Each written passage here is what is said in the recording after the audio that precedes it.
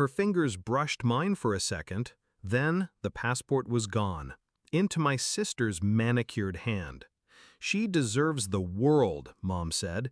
"You're just dead weight." Dad smirked like cruelty was a family tradition. "Let the useless one stay behind. She deserves nothing." I didn't argue, I didn't cry. I only closed my hand over the empty air where my future had just been. They thought I was powerless. They were wrong. 2 months earlier, I had been the planner, the one who booked the tickets, checked the exchange rates, mapped the itinerary. When my sister posted family trip on her Instagram story, she got the likes. When Dad talked about how she deserved a break, Mom nodded. I noticed the way they said she and not we. It wasn't the first time. She was the golden child, pretty, charming, unemployed, but in their eyes, that was because she hasn't found her calling yet. Meanwhile, I worked double shifts and paid the utility bills. No one noticed. Then I overheard it.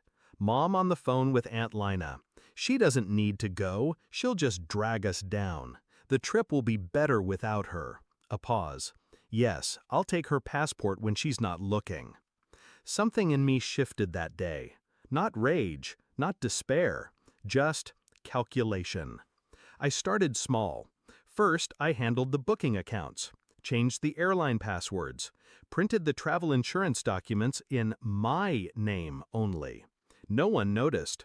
They never asked questions if I was the one handling boring details. Then I applied for a travel rewards credit card, in Dad's name. I had his ID from the time he told me to just pay the bills online for me. I routed all the bonuses to a private account they didn't know existed. I also made copies of their passports, high-quality scans. My sister's too. 3 days before the flight, I accidentally left the group itinerary open on my laptop, where my sister could see. She took screenshots, like she was stealing something from me. Perfect. While they slept, I logged in and altered the bookings. Same flight number, same times, except their tickets were now for a week later. Mine stayed for the original date. I also flagged their accounts for identity verification with the airline. That would require them to present original documentation in person at the ticket desk.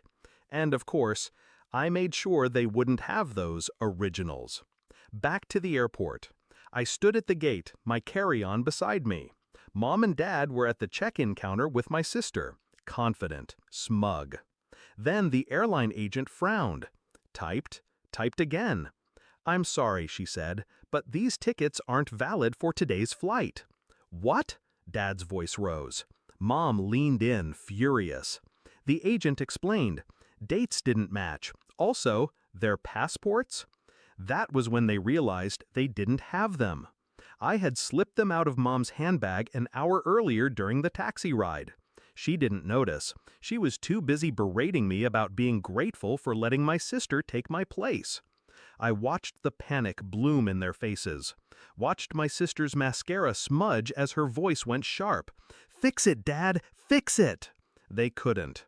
Security was calling final boarding for my flight. I stepped forward, passport in hand. My passport. Mom turned, eyes wide. You had it all along?" "I earned it," I said. Calm, cold. Dad tried to grab my arm. "You can't leave." I looked him in the eye. "You're right. I can't leave you. But you're staying." The agent scanned my boarding pass. The beep was the sweetest sound I'd ever heard. Somewhere over the ocean, my phone buzzed. 20 missed calls from Mom, 32 from Dad, 44 from my sister. The voicemails were chaos, yelling, bargaining, sobbing. I smiled. I turned on airplane mode. 1 week later, I posted a photo from a white sand beach. Caption, "Dead weight can float just fine without you." Their trip? Canceled. Too many security complications after the passport fiasco. Their travel funds had also mysteriously disappeared into fraudulent charges they now had to dispute. Meanwhile, my own travel account was full. They taught me my worth by trying to take it away. I taught them what happens when you mistake silence for weakness. I didn't steal their trip, I just reclaimed mine. And standing under that sun, miles away from them, I realized justice doesn't always come in courtrooms. Sometimes it comes at the boarding gate.